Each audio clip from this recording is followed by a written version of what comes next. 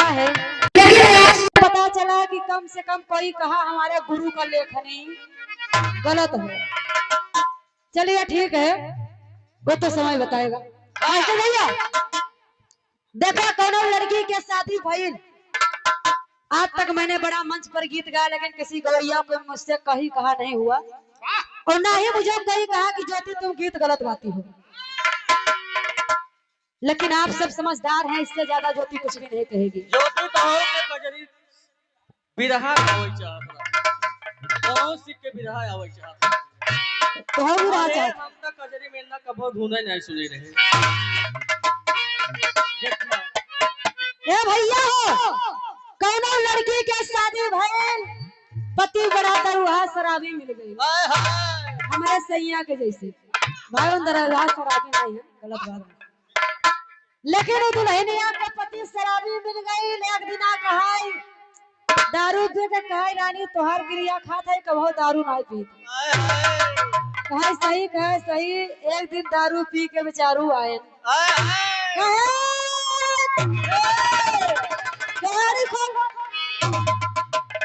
कहा ये कैसन रे, ई का क्या होते भाई रानी तुझसे बहुत प्यार करी थी। शराबिन का कुछ आदत होता कि अगर तू ढक्कन मार नहीं है तो ना अंग्रेजी आवे लगे। लेकिन दुल्हनिया जब इतना देखले सबने पति से एक बात कहे। का कहे मास्टर भैया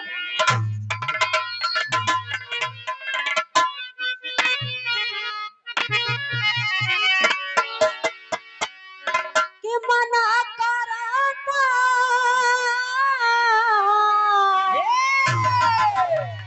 वो मना करता कि बनाओ बना खाब पिया तो हया चबा पिया मन करता कि बनाओ बना खाब पिया तो हया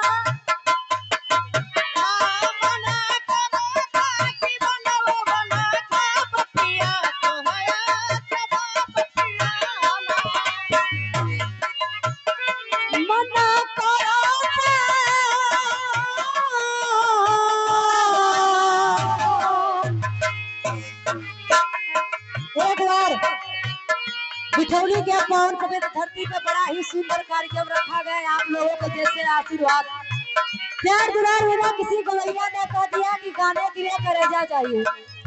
मैंने उससे कहा कि जहाँ से मैं गाती हूँ अगर वहाँ से तुम गा दोगे अस्थिर से ज्योति होना गायकी बंद कर देगी। हजार लोगों में तो हजार लोगों में तालियां बज गया। वहाँ का आशीर्वाद प्यार दुलार 3 साल लगातार उस धरती पे ज्योति कार्यक्रम गाई। हो मना करता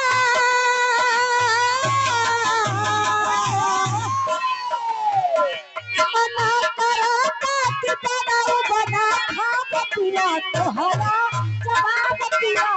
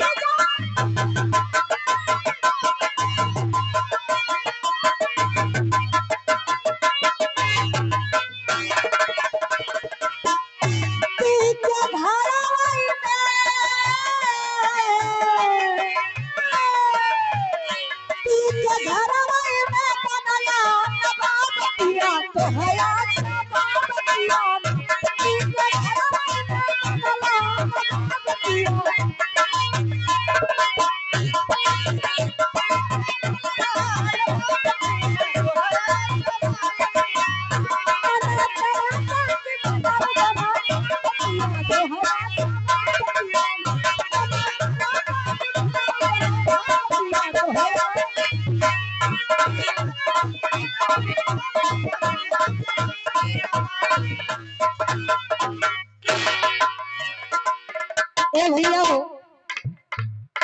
अगर कुछ गलतियां हो तो उसे क्षमा करिएगा बोलने डोलने में। लेकिन उधर से जैसे गीत मिला भैया बतौलन कि केकर दुल्हन सुंदर रही और केकर साथ में छल भइल रही। लेकिन इधर से आपके प्रमाण देत है, प्रमाण सहित आप लोगन के गीत मिली और केकर साथ में छल भइल और के ऐसा रहा मास्टर भैया नीचे से बजैया। ब्रह्मा के पास एक दिन नारद जाके छैलाई गए, सबके दुल्हन दिहला ब्रह्मा हम बिन दुल्हन अकुलाई गए।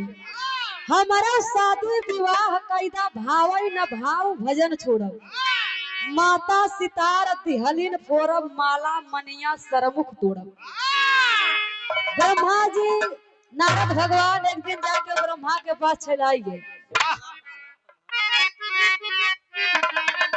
लेकिन देखे नारद भगवान एक दिन रही ब्रह्मा के पास, ब्रह्मा कैलाश पर शंकर भगवान के बीच कुछ बात होत रहा। वही भी नारद भगवान भी पहुंच गए। जब पहुंच गए तब ब्रह्मा से कहे हम के दुल्हन चाहे, कहे दुल्हन कैसन चाहे। तब नारद भगवान ब्रह्मा से बतावे, का बतावे मास्टर भैया।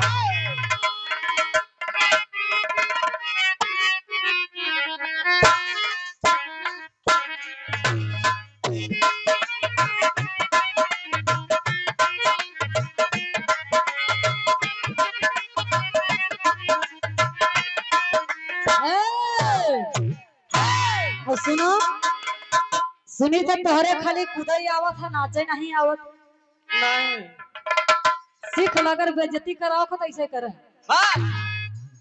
जिंदगी में तोहरा बुराई पहली बारी हुई है। नाई नाई नाई नाई नाई मुख में फूटत रहई पनावा, सुघरा जनानावा कहीं न बिधाना।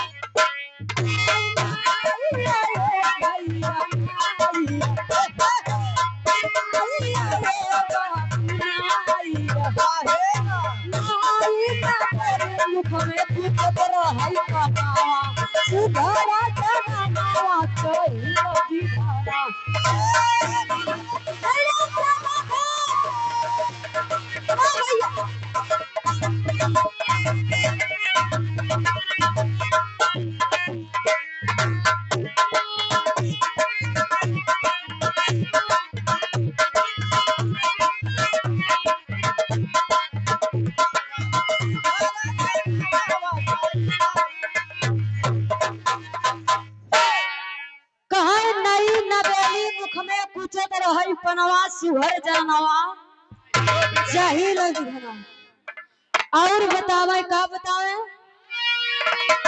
अरे मन के मुताबिक सबके सुहर देहा बाम हो, और मिली नहीं बाम मोरा सुख बहराम कहाए।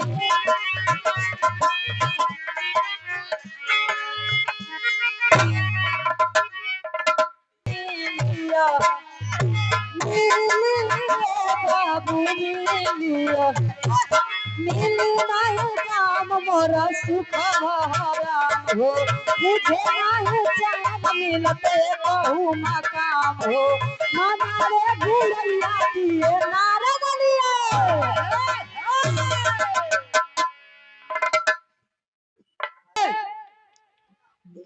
ब्रह्मा से नारद भगवान कहे मन के मुताबिक सबके सुहर देहा बाम हो, मिली नहीं बाम मोर सुखभा हराम हो। मुझे नहीं चैन मिलत ये कहूँ मुकाम हो, मनावे गुरुइया दिए नारद लिए थे। ब्रह्मा भगवान कहा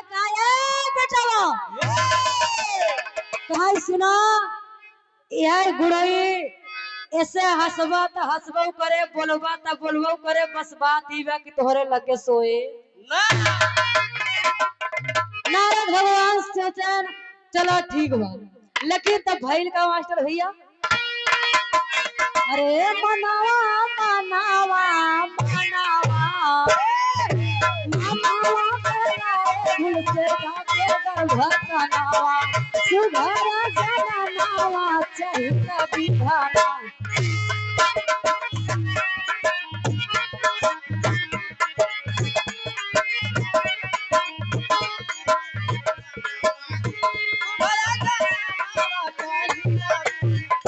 कहाँ सुघर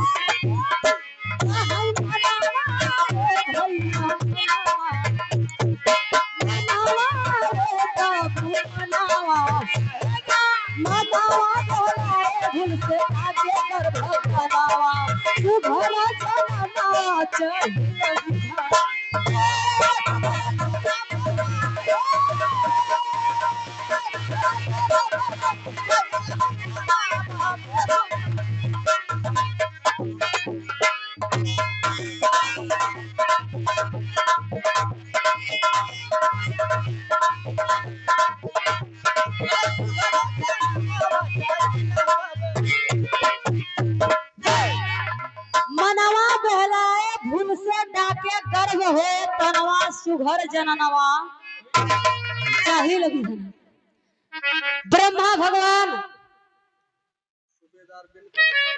आप श्री सूबेदार बिंद कनकपुर के पावन पते धरती से चाचा की जी की ओर से 51 रुपया का पुरस्कार चौड़म प्राम है। बहुत अच्छे कलाकार भी हैं गायक कजरी कजरी जी हाँ। जब ब्रह्मा भगवान नारद के गुड़िया के जब थमौले कहा ए बेटावा कहा ये सब कुछ करे लेकिन याद रखा कि ये तोहरे संग है सोई ना पाए।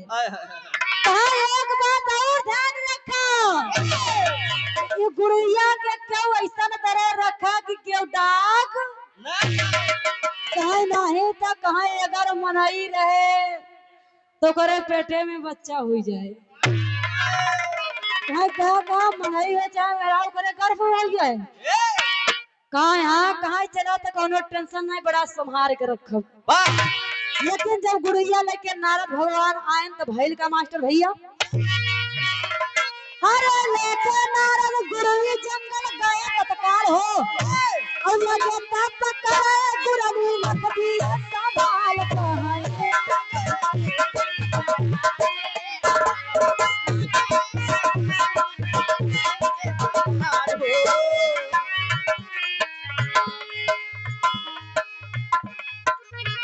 भैल गुरु लेके चला लेकिन तब भैल का मास्टर भैया अंतिम से रहा।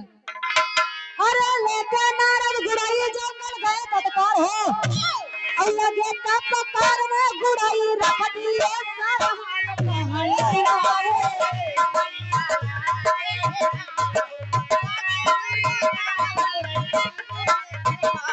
अरे लागे भैया लागे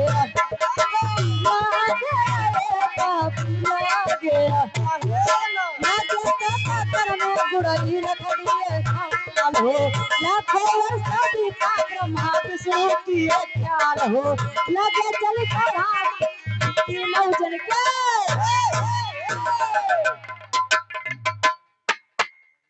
लेके नारद गुड़ाई जंगल गए तत्काल लगे तप करने गुड़ाई रख दिए संभाल लाखों वर्ष बीता ब्रह्मा विष्णु किए ख्याल लगे चल मनावे बढ़ा तीनों जन का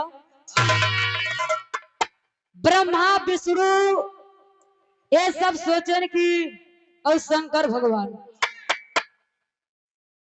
सोचन की ऐसा बात बा अब इतना दिना हो गया भैया वहां गुरुई का पता होता चलो देख आई कि आखिर नारद करत का है लेकिन नारद भगवान देखे कि वो गुड़िया से खेले ना जब खेले ना बाबू धीरे धीरे समय बीता तो एक दिन ब्रह्मा जी पहुंच गया तीनों जने का झुंड बना चल रहे वहां से जब वहां से चल रहे मास्टर हुआ तो 2 लाइन कुछ फार्मूला बजा था मनोरंजन हो जाए कई 2 लाइन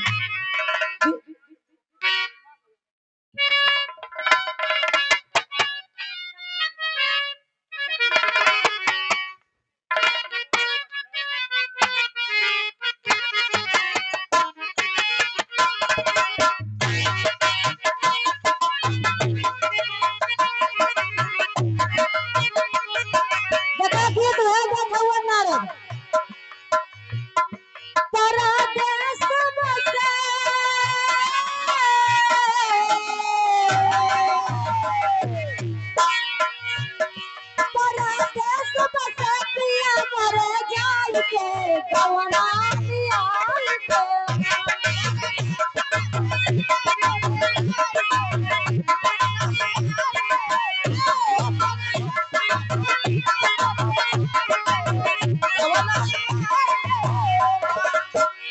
हमसे अस्ताता भूल गए गुलरी का फूल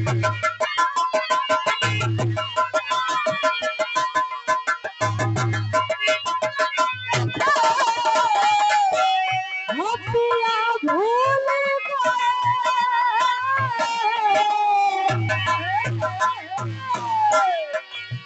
पिया भूल गए पिया भूल गए हिया में पसार के गवना पियाई के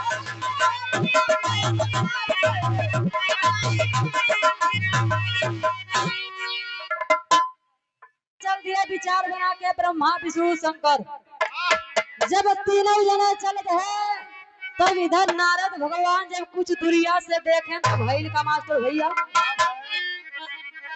तो है तब भैल का तेरी गलाइंदा अरे लाखे लाखे लाखे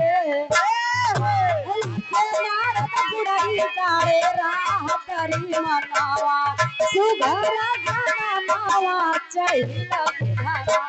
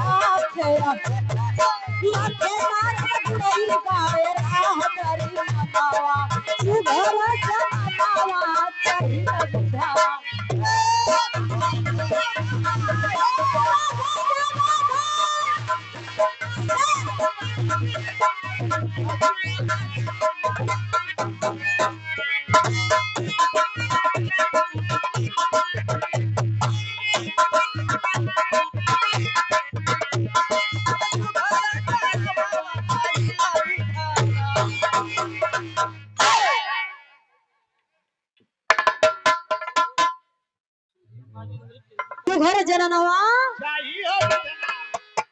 कहाँ एन भजन हमरे संगे गद्दारी कर रहे हैं तो हम उनके बैंक छल करब कहाँ हमें गुरुई भरमाई देन दे के भरमाई दे हैं एक काम करे कि जवन बताए हैं कि घर में लड़कियां लड़की रह जाए हम खुद ही गाड़ दे देखें कुछ दूरा से जब गाड़ देन गुरुइया के रहिया में जब ब्रह्मा विष्णु शंकर डाकें तब भैल का मास्टर भैया अंतरा में कहना अरे टपा टप डाके रहेगा तीनों जन के पेट हो और तोहरा तो दशरथ बनवा पीछे खेलेगा पेट कहाँ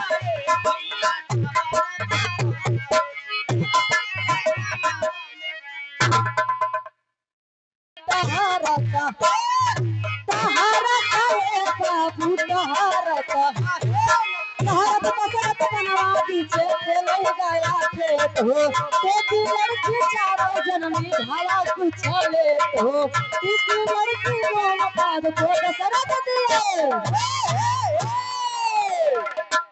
टपा टप डाके रहेगा तीनों जन के पेट हो तहरत दशरथ बनवा बीचे खेले गए आखेट हो टेकी लड़की चारों जन्मी भवा कुछ लेट हो टीकी लड़की रोम पाद को दशरथ दिए भेंट और भजन जब डाके तीनों जन के गर्भ में लड़का लड़की रही लेकिन उधर देखा तब से उधर से दशरथ बेचारू अपन खेलत कही आए जब खेलत किया न नहु डाक गया न नहु के पेटे में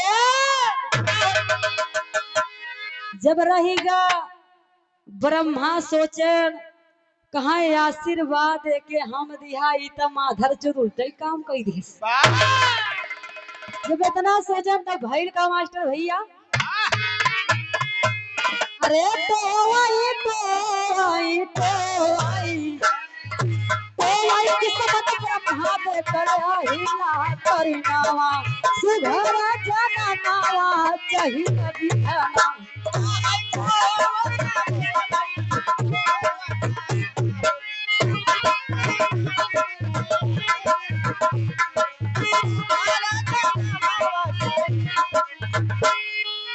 देखिए भैया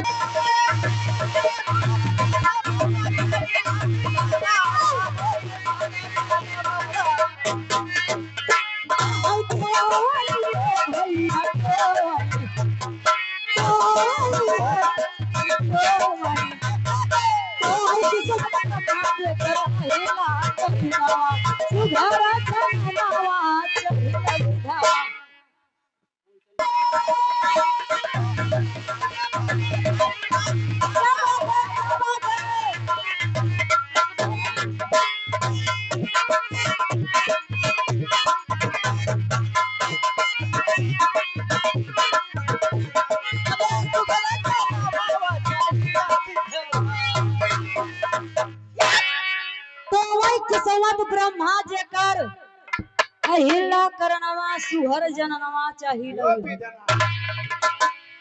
कहाँ अगर हम ऐसा ना करे होई तो ऐसा आशीर्वाद ना दे होई तो ऐसा हमारे संगे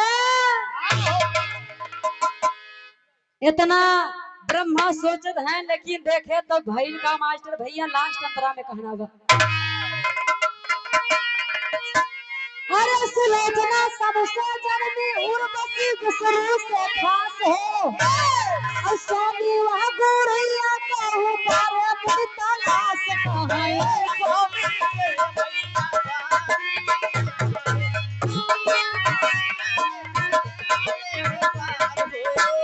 कहाँ स्वामी अरे भैया स्वामी स्वामी अरे बाबू स्वामी स्वामी गुड़ैया को उतारे मुझ तलाश हो सुंदर गाना गान दिए रत्नमणि हुलास हो सुंदर सबका गाना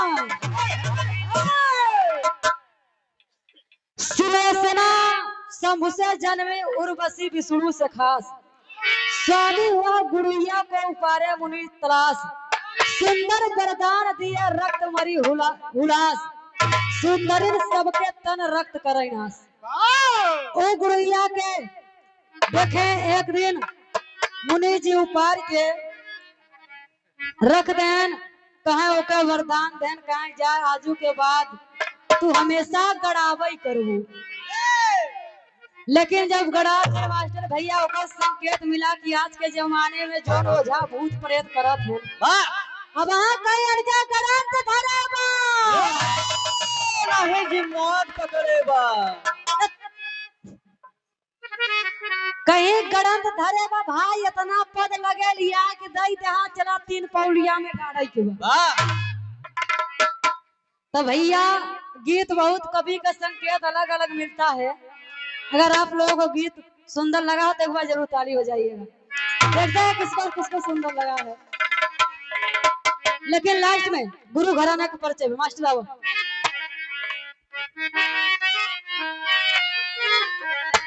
अरे सुनाए भैया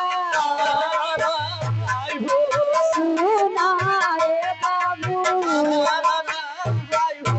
सुना भाई करंत बैठई वो धन का लहनावा सुघरा जमनवा चाहिए विधाना।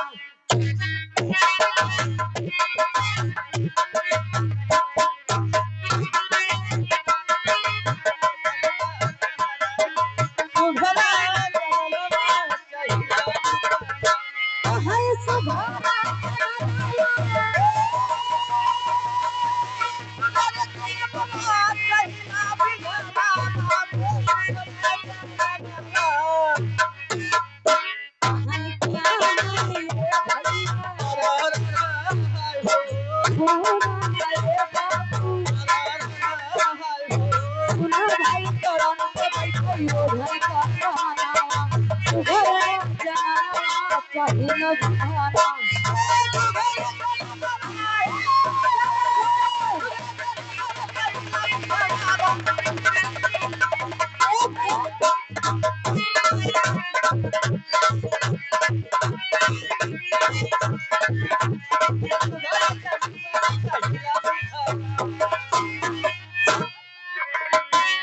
मास्टर ने एक लाइन को सजा लगा